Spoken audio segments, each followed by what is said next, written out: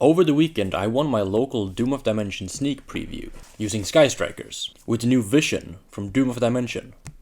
This card is really insane. Let me show you the deck I played.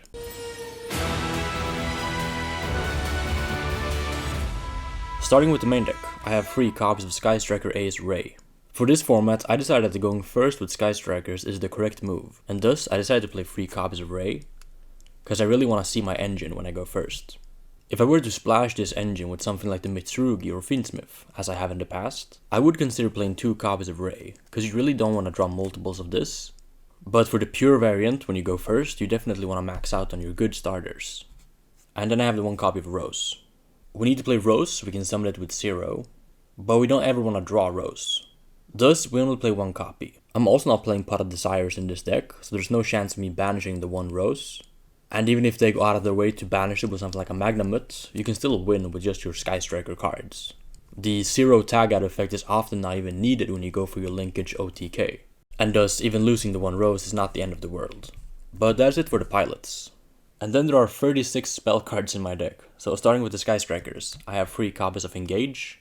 This is, as stated before, the best search card in all of Yu-Gi-Oh! The fact you get to grab any engine card, or effectively non-engine in the form of Widow Anchor or Lemnis Gate, and you get to draw a card for free and it's not once per turn and you get to recycle it, is the reason why Sky Striker, which is a 7-year-old deck at this point, is still playable in 2025. And arguably at this moment might be a tier 1 contender for the Doom of Dimensions metagame. It does have one big issue though, and that is Droll and Lockbird. Be it a necessary evil, or just an annoying floodgate that has yet to be hit in the Yu-Gi-Oh TCG, Droll and Lockbird remains at free, and is very commonly sided or even main decked in some formats. Right now, there's very little reason to actually have Droll in your main deck, as it's not particularly good against Yummy, especially when you play something like Dracotail into Yummy, where you grind a lot and then passing even to a Droll is not the best thing. You would much rather mull Charmy, the Yummy deck, as that can give you enough tools to actually break apart the field. And for something like Dracotail branded or pure Dracotail, the Droll is not very good. And even against the K9, they can just make a Ripper before searching a card, should they have opened with the necessary pieces to do so. And thus, the Droll isn't really a card that people should have in their main deck, which makes this board breaker version of Sky Striker that much better. But you can still expect Droll and Lockbird post side, and thus we need to side deck some cards to actually beat that, which we'll talk about later. Moving on with the main deck, I have 3 copies of Linkage. Linkage is an absolute must at free in this deck. The card is just a great starter card, and help you play through boards when you go second. The send effect mainly comes up against Dracotail. When you activate one of your spells, be it Engage or a board breaker, and they chain Flame to negate it, the Flame has to negate the card it targets, and thus the target needs to be face up while it's resolving. So if you chain Linkage and send the card that they're targeting with Flame, they don't get to negate it, nor do they get to draw, and thus you can chain Linkage to something like Harpy's Feather Duster or Rageki against them, or even your own Engage that you're trying to resolve, and thus when you send the Engage to grave with Linkage, if the Engage is the 3rd spell, you do get to draw 1, which comes up at times too. Then I have 3 copies of Widow Anchor. With little to no Vanquish Soul K9 being expected to be played in the format, Widow Anchor gets a whole lot better, because the other decks people will play are decks like Dracotail or Yummy, against both of which the Widow Anchor can be quite good. Additionally, as I'm playing so many spells in this deck, I really just want to get to the 3rd spell, so Anchor can be a card that I can activate to get to my 3rd spell for Engage. Or if I get to 3 spells, I can then Widow Anchor to steal. A lot of the time in this deck, the Widow Anchor steal is not actually that relevant when you go second, as often you're locked with Linkage and thus you can't really make like an access code or whatever with their link. And there's probably not going to be a whole lot of malice in this format either, so you can't take a link free and make the access. Thus, you actually usually just go for the Linkage OTK, in which the Widow Anchor taking a monster doesn't really come up. But I am playing free of this, because you can negate things like Arphalion, when they Femena you in your turn, or their own should you have went first. And again, using this on an Arclight is not too bad, just trading with their negates. And you can also use the Widow Anchor, should you have the free spells engraved, to just steal their normal summon Yummy. And then should you have an extender, you can either bounce with Lemnis Gate, or pop it with 0. So it can make the Yummy matchup quite nice when you go first and you're able to set up a Widow Anchor with the free spells engraved, as that deck really needs its Yummy names to stay on the field. And then I have 1 copy of Lemnis Gate. I think one of this is fine, even though you can Lemnis, recycle Lemnis for an infinite grind game. That doesn't really come up against any of the top decks. Perhaps against a Sky Striker mirror match, you could warrant playing multiple Lemnis Gates, but other than that, you're not really going to turn 6, 7, 8 against Yummy or Draco Tail. Usually just OTK them with linkage, as people tend to and should scoop against you when you're getting multiple engaged draws in. Even if you can't OTK them, they can't come back from that point. And with the new time rules, neither player really wants to go into time, because no one wants a double loss. And thus your opponent and you should scoop when you're not gonna win that game. And especially with Sky Striker, which is naturally a pretty slow deck. Say you activate Engage and you intend to draw a card, well, you have to shuffle your deck and your opponent has to shuffle or cut it too. Thus, it takes a lot of time just to play this deck normally, even though you're playing quickly. And your opponent may not be taking too much time either. Just all the shuffling in between draws just end up taking up a lot of time. And thus, when you play this deck, you have to be mindful of not doing too many interactions, which are unnecessary to actually advance your game, as you may be getting into time in matches where you otherwise would not have. Which is something to be mindful of if you want to play Sky Strikers in 2025. Then I have one copy of Multi-Roll. We don't actually need this to win every single game. There are ways to just outgrind them without the Multi-Roll too. However, in the grindier matchups, it just makes a lot of sense to have a Multi-Roll active, and thus you can just reset all of your spells that you don't care about getting banished. And your opponent not being able to respond to your spells is very vital too. Well, one is enough. You can easily search it and recycle it, and even if it does get banished, there are ways to just win with the linkage OTK or just grind them out with Zero and Kagari recycling your spells, and Lemnis Gate recycling them too. As such, the Multi-Roll is not a must for your grind game, although it is very nice. And then for the honorary striker spell, one copy of Reinforcement of the Army. Reinforcement of the Army, or Rhoda as it's commonly referred to as, can grab as Ray or Rose. Most oftentimes the Ray, but you could grab Rose in a pinch. And then for the board breaker spells, I have 3 copies of Raigeki. Not only is Raigeki very fun to activate, this isn't really a card I haven't played with since Zodiac in 2017. But the card is also really good this format. There aren't too many negates, to where the Raigeki is just gonna eat a negate and doesn't do anything. And since this deck now can OTK readily with linkage, if you just clear away the field and go for an OTK, that can win you a game which you otherwise would not have been able to win, because you just couldn't beat their follow-up. Additionally, against the decks which don't put up a negate, just wiping away all their monsters can be very good, even though they got them for free and they may have certain floaters and whatnot. Again, clearing the way for your linkage, and dealing with something like Erratic Seal or Gulamel can be nice too. Then I have 3 copies of Book of Eclipse. As this is a going first deck, you want some of your breakers to be activatable when you go first, which something like Raigeki obviously is not, unless they play on your turn 1. But with Eclipse, you can just book away their entire field when you go second or when you go first. This card is obviously not very impressive against Draco Tail. However, Eclipse against Yummy can be very good. If they go normal summon Cupsy Yummy, Cookie Yummy, or Lollipop Yummy, and you just Eclipse it, it can be hard for them to extend. 2 copies of Forbidden Droplet. I think if I were to play a 41st card in this deck, I would play the 3rd Droplet. Obviously I wouldn't since I'm on Upstart, but if I had to cut something from the deck, and I needed a 40th card, it would probably be the 3rd Droplet. It's not that this card is particularly amazing, but it does help you dodge Flame in the Draco Tail matchup, but most of the time a Widow Anchor will just suffice.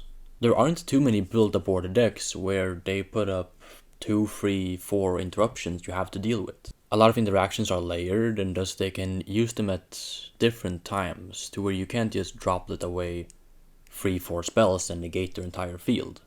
But Droplet is still very good against some decks where you are able to use the Droplet send effect, send something like Engage and another spell, and thus get 3 spells in the grave, and you can engage to draw a card, for example. It is also just like another Widow Anchor when you go first, and you can even take something with Widow Anchor and then send it to graveyard with Droplet to then be able to activate another Widow Anchor, or a linkage, for example. So it has its uses for sure. 1 copy of Call by the Grave. Negating 5 mana or negating Arclight is just very good against the top 2 decks, and you can also use Call by to negate Ash, Droll, Molsharmi Fuvalos, or just any hand trap that they may use in your turn. Even though Sky Striker is a control deck, there are plenty of games where you actually go into all 3 of these links turn 1, which you obviously won't do if they have Fuvalos, but then you might be inclined to actually call by it. And then since this is a board breaker and spell deck, I'm of course playing 3 copies of Thrust. Usually we just grab Engage with this, but you can also grab Talents should you want to look at their hand, for example. These spells are very good when you go second. A lot of the time you can bait interactions by just activating your cards, and then you can follow it up with a Thrust and search Engage and get your engine that way. Then I have the new spell from Doom of Dimensions, Radiant Typhoon Vision. Unfortunately just being printed as a common, so it doesn't fit too well with the deck. However, the effect is absolutely incredible. In your draw phase you can activate Radiant Typhoon Vision to draw 2 and then pitch a quick spell, like a Book of Eclipse. A Widow Anchor, a Droplet, or a Linkage, any of your quick play spells can be pitched for the Radiant Typhoon Vision, which will give you a free Pot of Greed. I say free because when you get the spells into grave, you can then activate Engage and actually get to draw. With this card it's very easy to get to free spells for your first Engage activation, and thus this card fits very well into the deck. You can also use the effect to search MST when you play against various floodgates. 3 copies of Upstart Goblin. The more spells the merrier, right? Upstart giving them 1000 life hardly matters.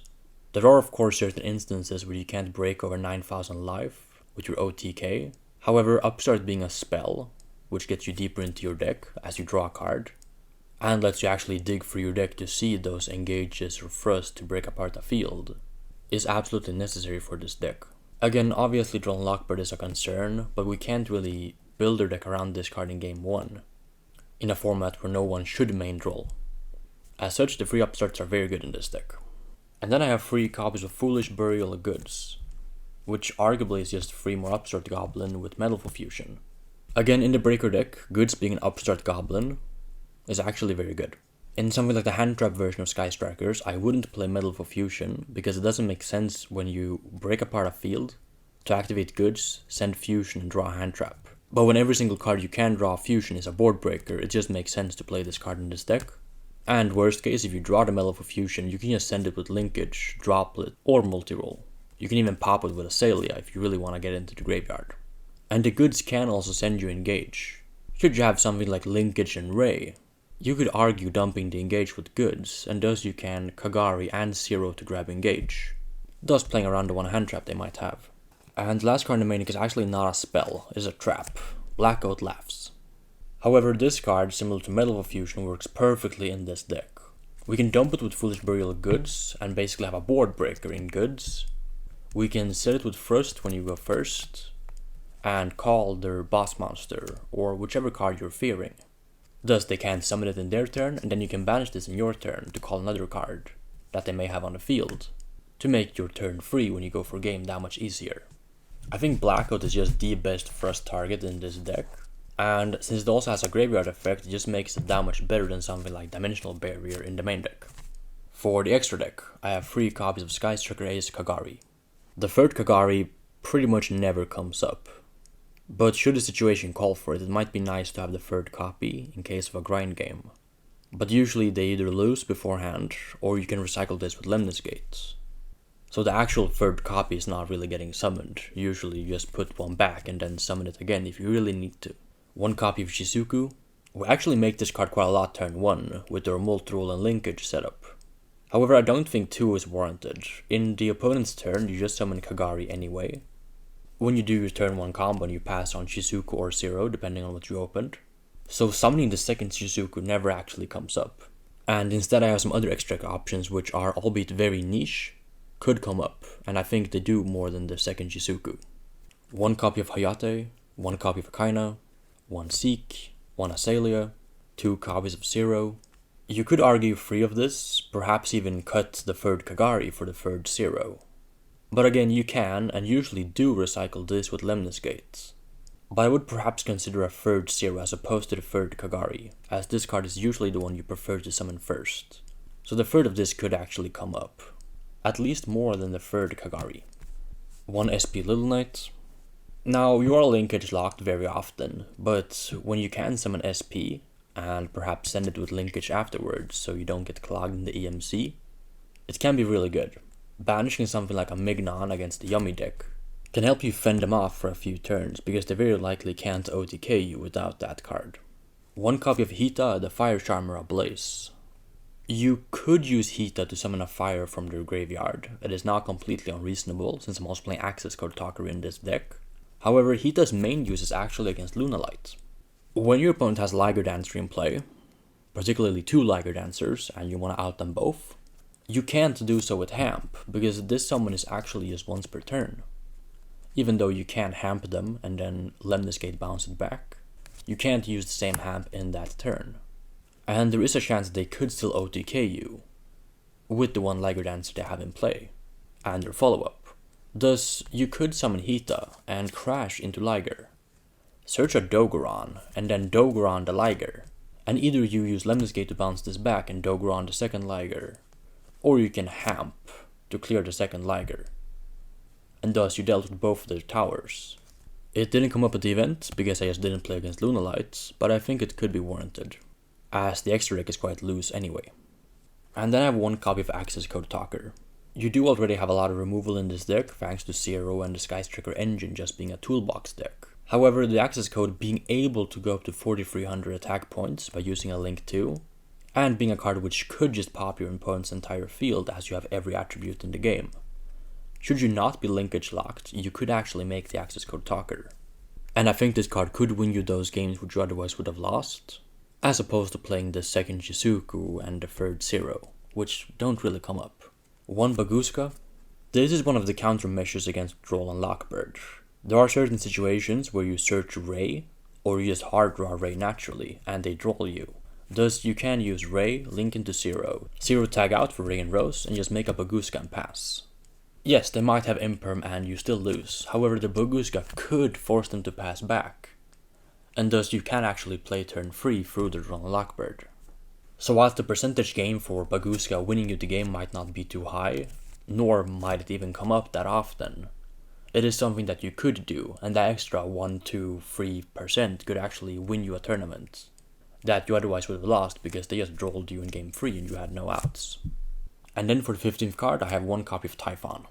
Again, a card that usually doesn't come up, but randomly you could make this card, bounce back their boss monster that you otherwise couldn't deal with, and you send this card with linkage in their turn, so you bypass the lock of Typhon.